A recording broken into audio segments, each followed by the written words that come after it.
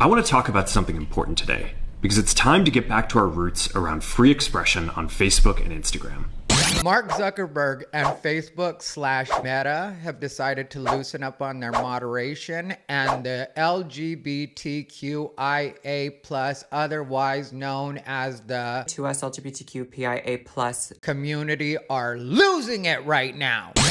What's up, everybody? Tyra Berry here, the absolute best LGBTQ comedian in the world. All right, so I wanted to talk about this because I had noticed it yesterday when I was just online that Mark Zuckerberg had made an announcement, and then I watched the full thing when it was shared through an 2S LGBTQPIA+ company. It's a t-shirt company that I have followed for a while. They ended up deciding to block me because I was not gloating at all, but I was just kind of letting them know that this is where the behavior of the community is beginning to catch up with it. And I almost look at this as karma. And I'm not going to get too much into my opinions until the end, because there's a reason that I personally think that everybody in LGBTQ is so worried about this. But I want to read this article first. And I'm going to tell you guys, I'll be responding to this article in real time on this video. A lot of times I have watched or read whatever it is I'm going to share with you guys previously. But I will tell you that when I first heard this was going on, I was like, this is something I want to talk about on my channel, but I didn't know how or when I wanted to get to it. And then I came across this article on theadvocate.com, which The Advocate is one of our oldest gay, now LGBT, but when I was younger, it was just a gay magazine specifically targeted towards gay men. Now, like everything else, it's turned LGBTQ. And so when I saw this article, I was like, yeah, I really want to talk about this with my channel. And then I read the first paragraph and I was like, what if I respond to this in real time so you guys can see exactly what I think about this situation and why I feel the way that I feel about it. So let's just go ahead and jump into it right now. Okay, so the name of the article is What LGBTQ Plus People Should Know About Meta's New Rules, exploring the consequences of rolling back Instagram and Facebook's content moderation policy. So here we go. Meta, the parent company of Instagram, Facebook, and Threads, has announced drastic changes to its content moderation policies, sparking widespread criticism from LGBTQ plus advocacy organizations, including GLAAD. The new policies significantly weaken protections for LGBTQ plus users and other marginalized groups, allowing hateful and dehumanizing rhetoric to thrive on its platform. We're going to simplify our content policies and get rid of a bunch of restrictions on topics like immigration and gender that are just out of touch with mainstream discourse. What started as a movement to be more inclusive has increasingly been used to shut down opinions and shut out people with different ideas, and it's gone too far. So I want to make sure that people can share their beliefs and experiences on our platforms.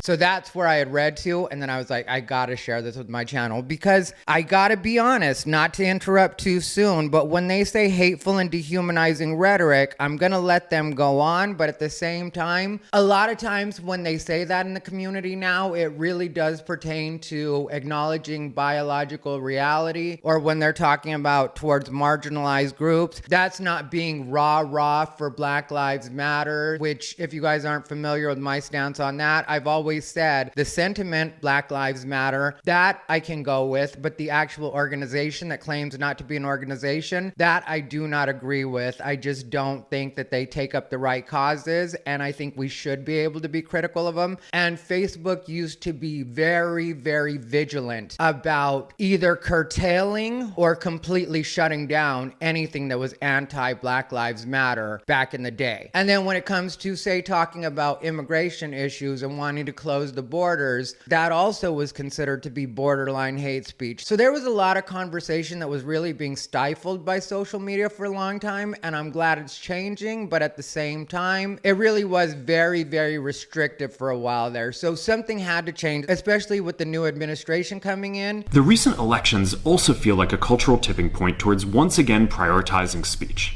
And people not wanting to live by those rules anymore. A lot of us, even if we don't choose to say certain things, or there are certain things that we don't even have an interest in saying, we feel like we should be able to say them. And that's why it's been so difficult over the past 4 years when even the US government has pushed for censorship. And so I'm going to go on, but just so you know, I don't always agree with what they consider to be hateful or dehumanizing, but we'll go on. What is Meta doing to rules that protect against hate speech toward LGBTQ people? Meta's changes to its hateful conduct policies explicitly allow for previously prohibited rhetoric targeting LGBTQ plus people, women, and immigrants. The new guidelines now permit language that excludes or insults individuals based on sex, gender, or sexual orientation, citing topics like transgender rights, immigration, and homosexuality as justifications for social discourse. Joel Kaplan, Meta's chief global affairs officer, defended the changes, writing, quote, "We're getting rid of a number of restrictions on topics like immigration, gender identity, and gender that are the subject of frequent political discourse and debate. It's not right that things can be said on TV or the floor of Congress, but not on our platforms," end quote. Meta now claims its policies are designed to allow room for these types of speech, despite the potential harm such rhetoric poses to vulnerable communities. Well, you're just going to have to get used to that, LGBT people. And again, on this, I'm not really sure what kind of harm they're talking about that this rhetoric poses to vulnerable communities. There's been widespread debate about potential harms from online content.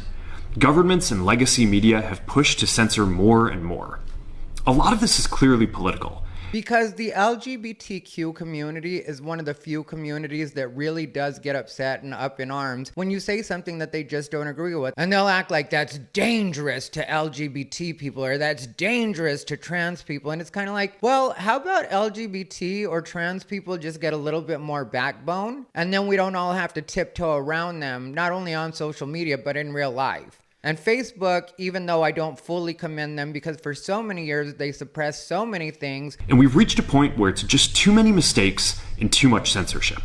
And there were so many conversations that needed to be had and could have been had at least partially on Facebook or on the different social media platforms that possibly would have saved us from getting to where we are now. Because the fact that people haven't been able to talk about a lot of things has made it so that certain groups like LGBT, specifically trans, think that there are more people that are in support of them than are in support of them. Because they're like, well, I don't hear a lot of people complaining about it on my social media. And it's like, yeah, because most of the people on your social media are smart enough to know that if they say certain things and you don't agree with it and you mass report, because that's what LGBT people will do, is they will mass report things that they don't agree with. And if you do that, then it shuts people down and they're not allowed to use their Facebook. And some people like to use their Facebook for friends and family, and some people are connected to work on Facebook. And so it's just made people like, okay, well then I just won't say these certain things. And so it's led a lot of trans activists to think that they have a lot more support than they actually have, because in their minds, silence equals support in some cases, where they're like, well, I don't hear anybody saying anything negative about it. And it's like, yeah, because you've effectively made them shut up because they know that there could be a consequence to it and they could lose access to their account, which they use to keep in touch with friends, family, and loved ones. The revised rules also allow for arguments limiting military, law enforcement, and teaching jobs based on gender or sexual orientation if framed within religious beliefs. Additionally, content advocating for excluding individuals from restrooms, sports leagues, or health and support groups based on gender or sexual orientations is now permitted. And again, those are conversations that we need to have, and that specifically pertains to the trans community. Like when they're saying sports leagues, restrooms, or health and support groups based on gender or sexual orientation is now permitted, we should be able to be critical about that, especially when you consider that a lot of those things are the things that women are talking about. Like when it comes to the sports, it's not trans men that are coming into men's sports. That's not happening. It's trans women that are coming into women's sports. And so women for a long time just had to keep it zipped because they didn't want to lose their Facebook or suffer any kind of consequence. Also, the moderation had gotten so out of hand. There was a point, because I'm rarely on Facebook anymore, but there was a point within the last year or so when one day, after not posting anything inflammatory for a while, because I realized after getting banned so many times, I've been banned from Facebook more times than I care to even talk about. But after being banned so many times, I realized that Facebook really wasn't a place for me to share my thoughts. So I learned not to use that platform for that. So after several months of not posting anything inflammatory because I knew Facebook couldn't handle it, one day I woke up and I went to log on Facebook, and I had been let know that I was on a 30-day suspension from Facebook for a post that had violated terms of service. And it gives you the option to see the post that was in violation. So I clicked on it and I looked at the post, and the post, and this is no exaggeration, was from 5 years ago. So the AI, I guess, had gone through, because I doubt it was just me personally, but it did a run of everybody's status updates for however many years back, and it found the one from 5 years ago. And rather than just delete it or ask me to delete it, instead, I got suspended for 30 days. And it was like, okay, well, this is stupid. I'm getting suspended for something I posted 5 years ago. And I wish I could remember what it was. I do remember thinking, that's what I got suspended over? We're changing how we enforce our policies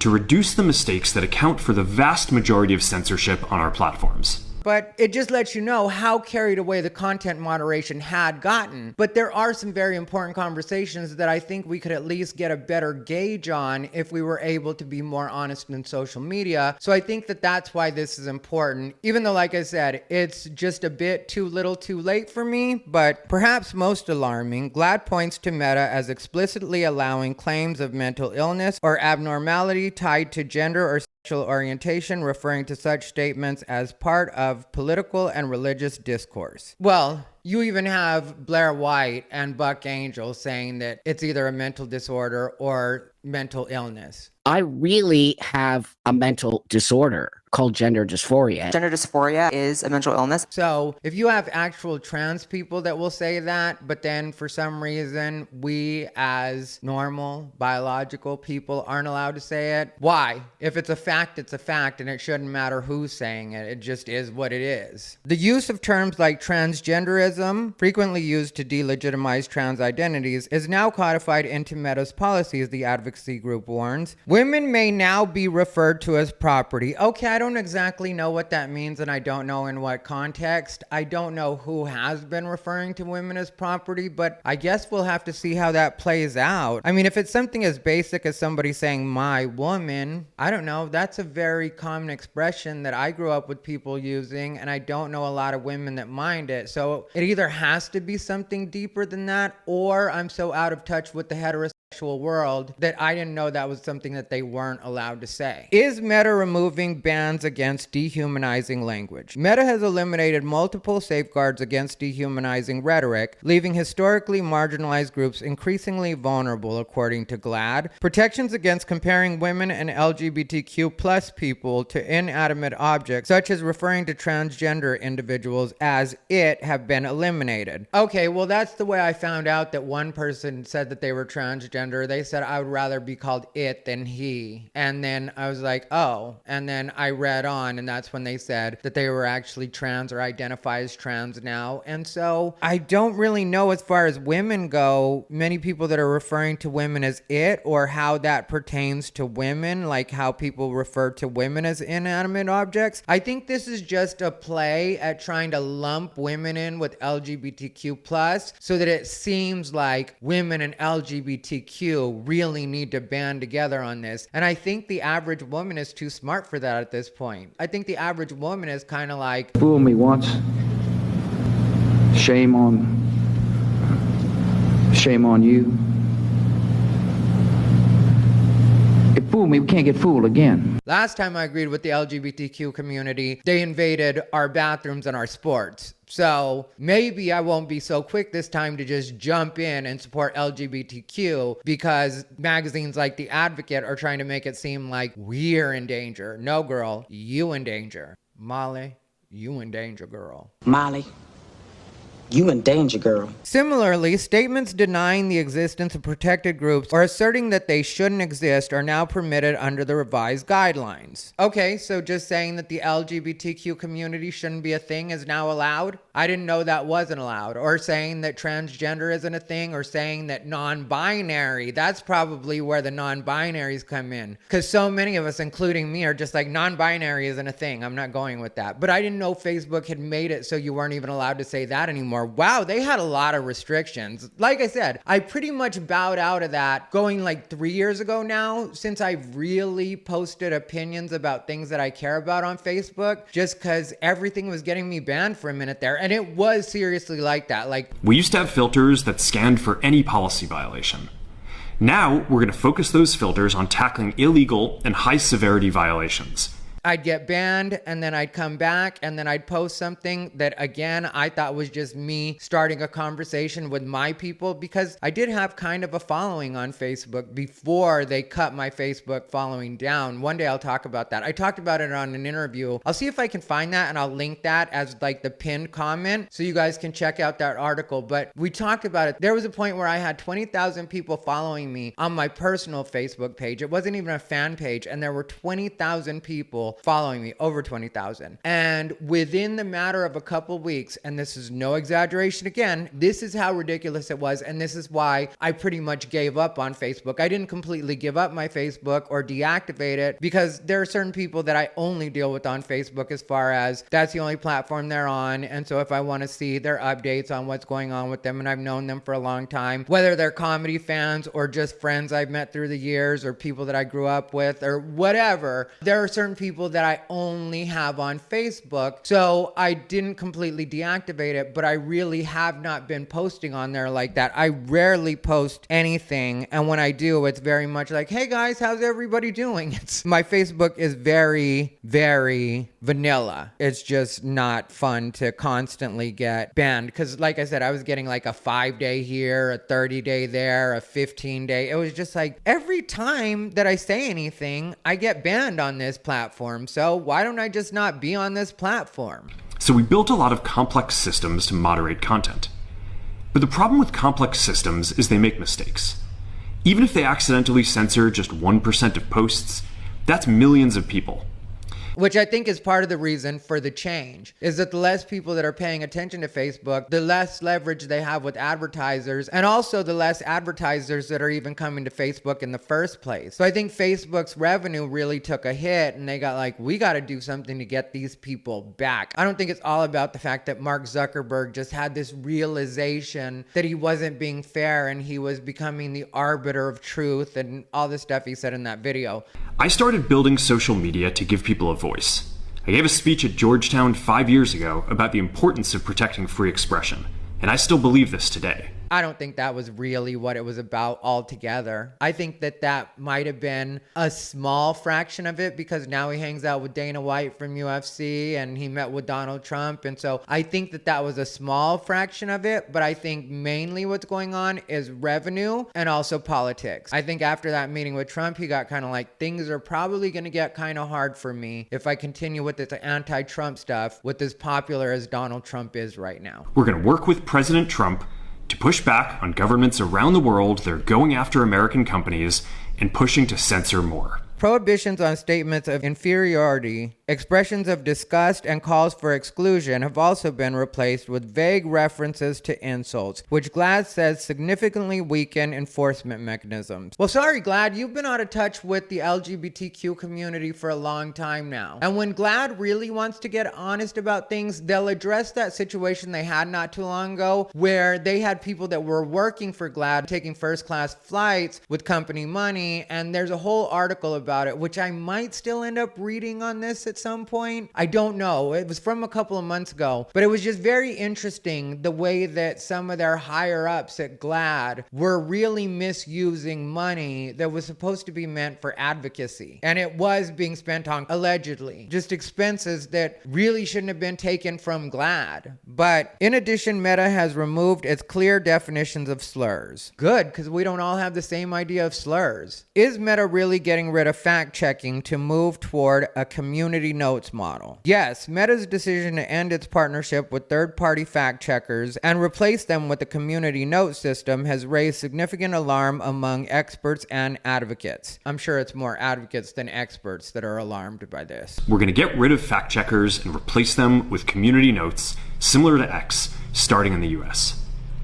After Trump first got elected in 2016, the legacy media wrote nonstop about how misinformation was a threat to democracy. We tried in good faith to address those concerns without becoming the arbiters of truth. But the fact checkers have just been too politically biased and have destroyed more trust than they've created, especially in the US. So over the next couple of months, we're going to phase in a more comprehensive community notes system. This new system relies on user-generated context to flag and address misinformation, but critics warn it is vulnerable to manipulation and ill-equipped to combat hate speech and disinformation. Okay, well, we all know about Hunter Biden's laptop and the way that Facebook suppressed that, and that turned out not to be disinformation, even though that was supposedly Russian disinformation at the time. There have been times that Facebook wouldn't let certain hashtags trend. There's been times where Facebook has completely suppressed certain things that we weren't supposed to say. So this is all a good thing so far. And like I said, at the end, I'll get to why I think the LGBTQ community is so up in arms and worried about this, but let's just keep going for now. Meta has also announced plans to reintegrate political post and news content into user feeds, a stark reversal of its previous strategy to reduce the visibility of civic and political discourse. We're bringing back civic content.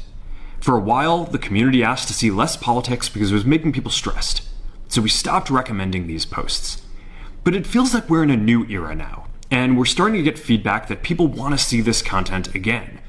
So we're going to start phasing this back into Facebook, Instagram, and Threads while working to keep the communities friendly and positive. They've been allowing political and civic discourse, just not from the right. It's only been, if you're on the left, you're allowed to talk about LGBTQ, which is a political movement at this point. You were allowed to talk about BLM in a favorable way. You're allowed to besmirch Donald Trump in any way you want to. And that's not me being biased. It was just something you would notice as any human being with eyes and any kind of critical thinking. You'd just be like, yeah, you're allowed to say anything you want if you're on the left on Facebook. But if you're on the right, you have to really curb your thinking and your speech in order to be acceptable for the platform. So I'm not really seeing what the problem is. Again, GLAAD president and CEO Sarah Kate Ellis voiced grave concerns. Can we stop with the dramatics? Grave concerns about the implications of these changes. Quote, Zuckerberg's removal of fact-checking programs and industry-standard hate speech policies make Meta's platforms unsafe places for users and advertisers alike, Ellis said. Not gonna work, Sarah. Sorry, nobody's going for it. So you can continue to try to push it and act like he's gonna lose so much money. No, he's gonna gain a bunch of money, because if Facebook sticks to what it's saying, more people are gonna come back, and I'll start using the platform a bit more too if I have more freedom, because I'll be able to get more of my people to see my stuff again and actually pay attention to what it is I'm doing. I mean, I was shadow banned for a lot of time on Facebook because each time you go to jail, they throttle your reach a little more. And so people aren't seeing your stuff. And I was literally, like I said, just out all the time. Like, they just kept getting suspended. There was at least a year there when I was still trying to give Facebook a chance where I was getting banned more than I was able to be on the platform. So out of that year, I spent more time being banned from Facebook than I was actually able to engage with it. There was a point where I had, I think it was a 3-month suspension, and there's nothing unsafe about that. There's nothing unsafe about words. Nothing like that is happening on Facebook. Without these necessary hate speech and other policies, Meta is giving the green light for people to target LGBTQ people, women, immigrants, and other marginalized groups with violence, vitriol, and dehumanizing narratives. Okay, well, maybe everybody needs that. With these changes, Meta is continuing to normalize anti-LGBTQ hatred for profit at the expense of its users and true freedom of expression. expression. Okay, I don't think you know what true freedom of expression means if you think that true freedom of expression is stopping people from saying things that may be on their minds. And I'm tired of you lumping in women, immigrants, and marginalized groups with your shitty little movement. People are done with that. You don't understand that this is not going to appeal to anybody but your own choir. That's all this is doing, is just making LGBTQ people that are sensitive like you, because most of us aren't. Most of us have expressed that we do agree with a lot of the things that the mainstream is saying right now, and it's not because we're just going along. It's because we've seen the same things you guys have seen. So when they're trying to make it sound like it's LGBTQ people, no, it's a very small part of the LGBTQ community that still wants to be hurt by everything and police everybody's speech. And it's not really about protecting anybody. It really is about asserting dominance and power over the general public. And it's time that we be able to actually say that and stand up to it and not have any kind of consequence. So stop lumping everybody together that doesn't want to be a part of your crowd, Sarah. Fact-checking and hate speech policies protect free speech. I don't know how, because if you know anything about it, the Supreme Court has decided at least 3 times now that hate speech is covered by free speech, which is something I've had people on the left get mad at me about, because for a minute they were posting that regularly. And the first time I ever saw it get posted, I responded to it. It was somebody that I actually liked at the time. You know, they were my friend, not liked like that, but they were just my friend. And I can't remember who it was, but they posted, hate speech is not free speech. And I told them exactly what I told you guys right now. I said, actually, it's been decided at least 3 times by the Supreme Court that hate speech is covered by free speech. And some people would even say that hate speech might even be the reason that the First Amendment exists. Because if people only ever said things that you liked or you thought were good, then there would be no reason to protect it or to make sure that it was protected, because everybody would just be saying stuff that everybody liked all the time. And so I tried to tell somebody that, and it turned into this ridiculously long argument with them telling me all the things I was and how I was basically an Uncle Tom of the gay community and a bootlicker, and I was upholding white supremacy. And this is literally stuff I was getting told just because I let them know that their statement was factually incorrect. I didn't even say I disagreed with the statement as far as should it be free speech?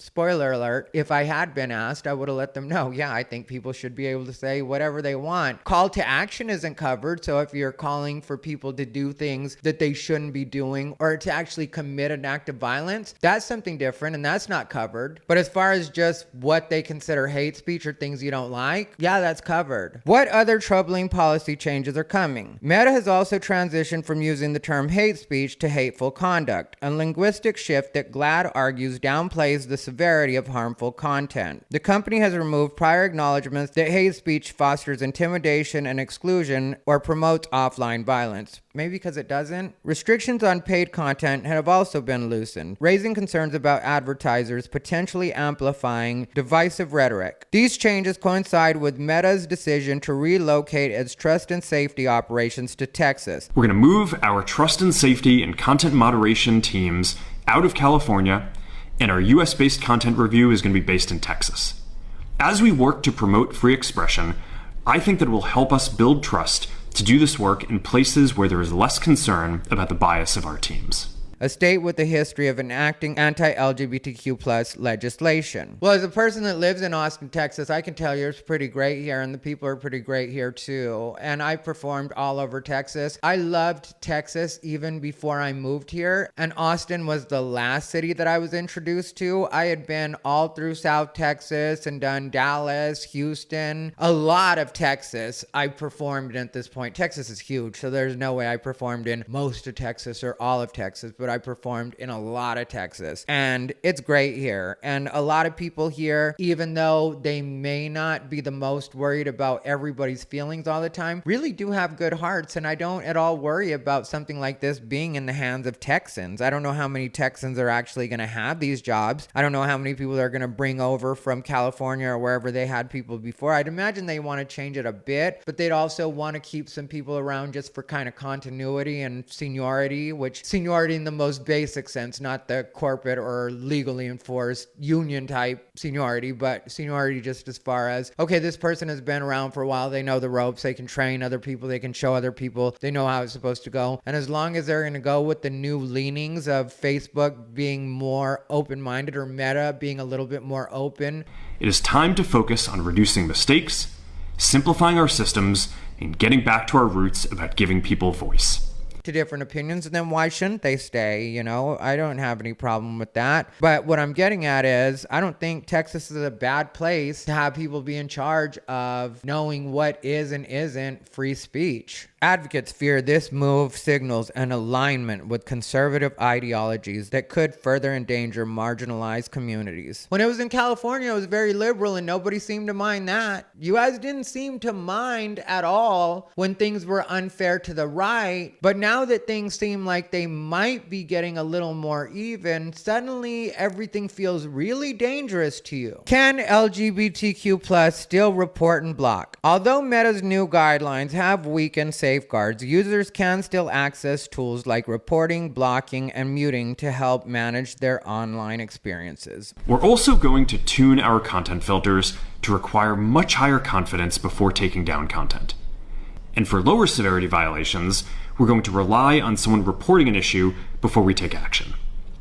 Well, good. See, if you can still mute people and block people, those are the two only things you really need. Like when it comes to reporting, yeah, I guess if you notice something that's really terrible or somebody's going to be a harm to themselves or others, then I can see actually reporting. But a lot of the stuff that got reported before didn't really need to be reported. And they were, like I said, enforcing that stuff. So I think an adult should be able to just block anything. Like that's what I do. If I don't like what somebody's saying, or I think somebody's stupid, and sometimes I'll think somebody's stupid, but I'm like, you know, I don't really know if I want to have any issue with them. They don't really need to know that I think they're stupid. So I'll just mute them and then I never have to hear them. But then at the same time, I didn't block them and they can still see me. So everything seems business as usual on their end, and everything stays business as usual on my end, because if I don't see it or hear it, it never gets on my nerves, so it never affects my life. And there's nothing wrong with that. Like, be an adult and just block or mute things that you don't like. You don't have to run to the teacher and snitch. You don't have to try to get people banned because they're saying things that you don't like or agree with, which is what it comes down to. As much as you try to hide behind, this is harmful, this is dangerous, this is hate speech, no, it's just stuff you don't like in most cases. And now you don't have that same recourse. If users encounter posts or comments that violate Meta's community standards, they can use the platform's reporting tools to flag the content. Blocking accounts that engage in harassment or hate speech can help reduce exposure to toxic interactions. Similarly, muting specific words, phrases, or accounts allows users to filter their feeds and limit exposure to triggering or harmful content. Like I said, be an adult. What is an alternative to Meta if it becomes like X? Platforms like Blue Sky are emerging as viable alternatives to Meta's platforms or Elon Musk's X, formerly Twitter, for users seeking a safer, more inclusive online environment. Blue Sky, a decentralized social media platform, offers features prioritizing user control, transparency, and accountability. Unlike Meta's recent rollback of protections, Blue Sky has community guidelines explicitly designed to prevent harassment, hate speech, and the spread of harmful narratives. Others have moved to Mastodon, which previously saw an increase in users following Musk's takeover of Twitter. And that is the article.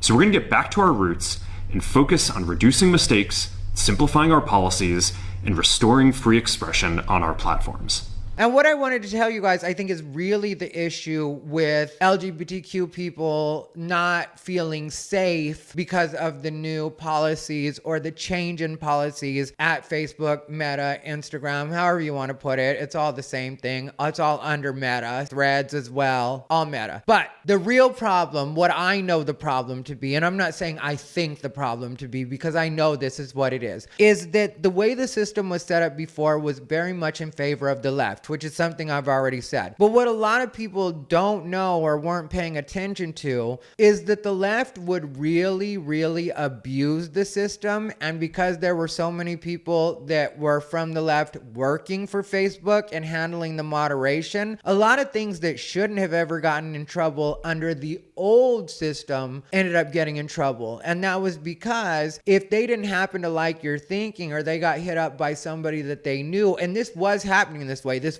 isn't conspiracy theory right now. This is literally what was happening. And it really did go that deep and that high up, where it was like, okay, well, we can take care of the moderation on that. Because if everybody's on the same side that's working there, because to be right wing and working at Facebook was kind of unheard of. And if you were going to keep your mouth shut about it. So it was very easy for people on the left to be able to control the narrative and make sure that people they didn't like got easily banned, or at the very least had their reach throttled. This was something that was actually happening, and happening to a high degree. And so now what they're really worried about, which I wanted to tell you guys from the beginning, is that they're worried that this is going to be karma catching up with them, and now they're going to be subject to the same kind of treatment, because it might be more people on the right that are moderating everything. And so if now you, having known how dirty you used to work the system, and now that system can be exploited by the other side, and maybe you're worried that they can be just as dirty with you, suddenly now it's worrisome to you, because you may be subject to the exact same treatment that you and your people were doing to the right. And you know how damaging that can be to a movement, or to a group of people, or to an individual in some cases, that somebody just might not like the thinking of. So I would say to the left and the LGBTQ advocates, stop trying to include other people in your cause and make it seem like it's all marginalized people that are worried about this, and all women that need to worry about this, and all immigrants that need to worry about this. It's really just you guys that need to worry about this, because nobody else is making a big deal of this, and nobody else exploited the system the way you did. So you made your bed, now lie in it. Anyway, let me know what you guys think down below in the comments. Tell me if you guys even use Facebook, because like I said, I know a lot of people have strayed from Facebook. And outside of that, if you want to see the latest video I did, which was about the Golden Globes and was kind of a fun and lighthearted one, go ahead and click the link on your screen. As always, thank you for watching. This has been Ty Rivera, the absolute best LGBTQ comedian in the world.